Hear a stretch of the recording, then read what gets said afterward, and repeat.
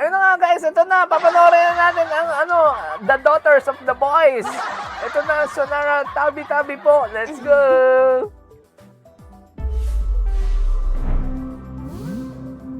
Onesie Entertainment. Dapat may ganun yun.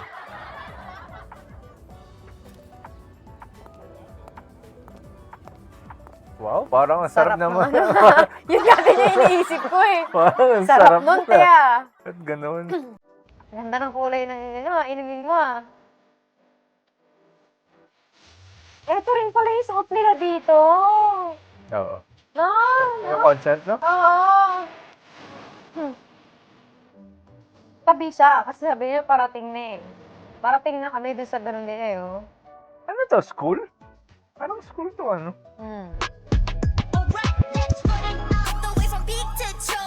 Yung kulay, no? Yung kulay ng video, no? Dun sa style nila. Oo. Kulay ng damit nila, no? Pati yung drink kanina na kinainggitan namin, eh. Pasok din. Kakulay talaga eh. Pati yung itong board game, eh. Pasok din, eh. Mga kulay nila lahat, oh, coordinated. Ay di sana all ganyan pagkadapa.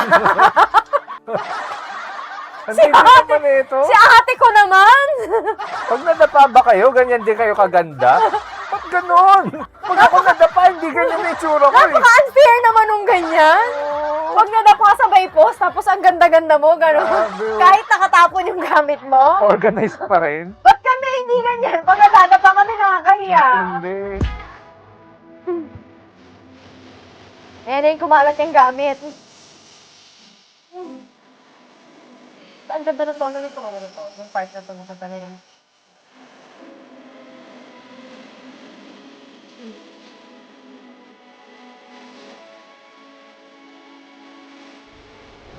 Oo. Ataw naman sa pakatawan si ate. Nakita niyo yun? Ang tindi na lang. Hindi sana all. Hindi Oo. simpleng body shaming yun sa mga kagaya namin. Mga ordinaryong tao. Grabe naman yan. Hindi, sana all. O, tingnan mo, dahil ba kaya to? Oo, diba? Oo.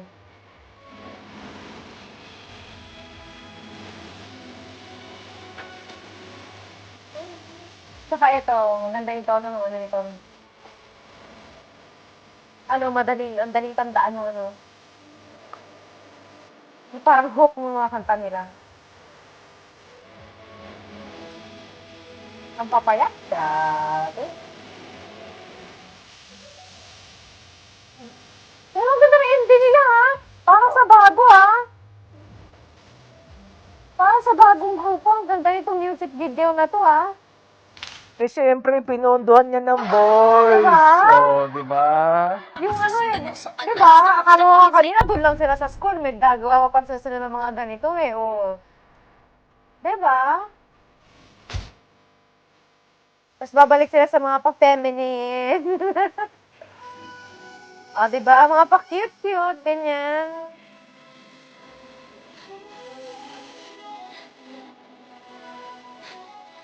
Ang ganda ng music video nila.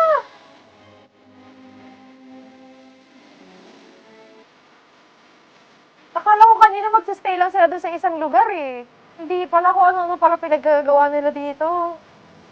Si Jack daw kasi direktor. Oh, kaya naman pala. Malikot ang utak. Di ba?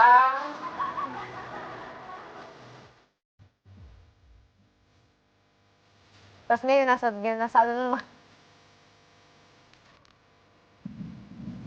Tapos nasa rugged naman sila na lugar. Ano mas gusto niyo, yung rugged version ng Sonara o yung cute version ng Sonara? Comment down below. O gusto niya yung basa sa ulan. Na Sonara. Hindi ko pa alam pangalan ito mga to.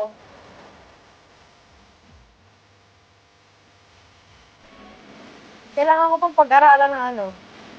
Pag-aralan isa-isa. Ganda naman itong music video na to para sa ano, sa bagong Grabe. pasok na ano, na grupo, di ba? Matindi. Pinondohan! Pinondohan ni Pablo! Dinirect ni Ja! Ano na? Grabe, no? Tabi-tabi po! Andito na ang Sonara! Diba, ano, hindi saka sa diba, nag-perform na din naman ng Sonara sa sa concert ng, diba, ng SB19. Kita mo parang hindi baguhan ng mga ate mo, diba? Kasi, syempre, hindi naman talaga sila baguhan kasi lumalabas sila sa stage dati pa, diba? Sa back-up ng ng SB. So, yung confidence, nandoon na. Yung skill, nandoon.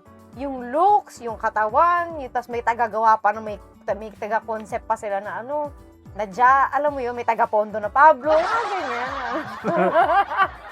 Iba rin. Diba? Yun.